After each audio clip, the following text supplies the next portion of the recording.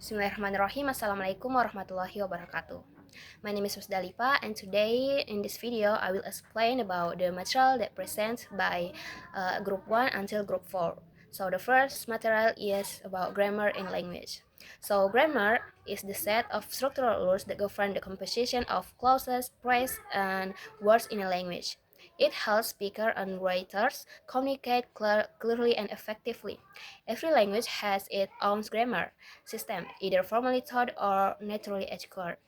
So, grammar itu adalah aturan atas struktur yang mengatur bagaimana kita menyusun kata, frasa, uh, dan kalimat dalam bahasa. For example, kalimat he go to school. Ini adalah uh, salah secara grammar. So, the correct sentence is he goes to school. So, next material is about prescriptive and descriptive grammar. Prescriptive grammar focus on how language should be used. Emphasizing correctness based on established rules is typically used by teachers and editors. So, prescriptive grammar ini adalah bahasa yang harusnya kita gunakan. Biasanya digunakan oleh guru, editor, atau dalam situasi formal. For example, the correct sentence is this is the house in which I live. The incorrect sentence is this is the house I live in. So, prescriptive grammar akan menganggap kalimat kedua salah karena tidak mengikuti aturan yang baku.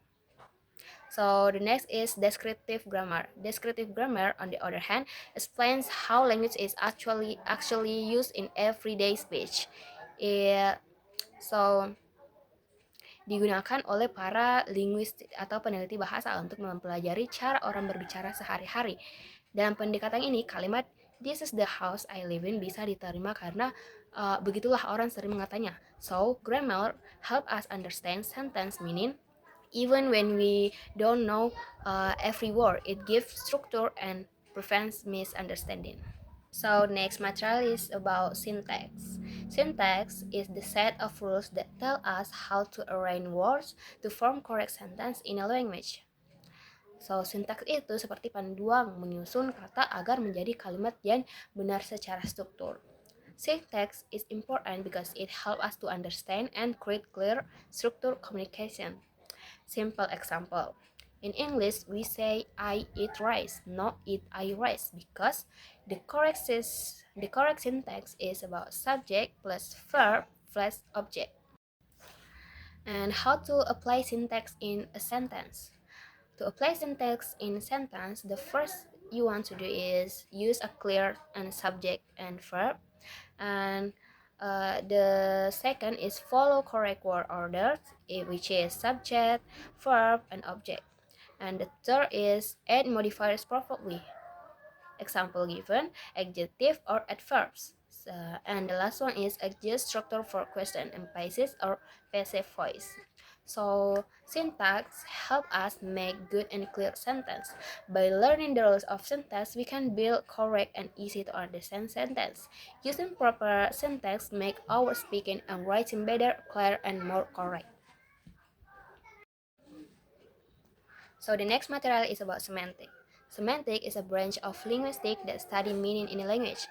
It focuses on how words, phrases, and sentences carry meaning, and how that meaning is understood, interpreted, and used by language users. So semantic explains what language means, not just how it is structured. For example, she is cold. Semantically, this sentence can mean she feels cold, temperature, or she is emotionally distant. She is unfriendly. Artinya bisa berarti dia kedinginan secara fisik, atau bisa juga berarti dia dingin secara emosional. It's dependent on context. So key points in semantic. The first one is lexical meaning. For example, the word water refers to clear liquid that people drink. The second, sentential meaning. For example, he went to the market, convey the idea of someone going to a place.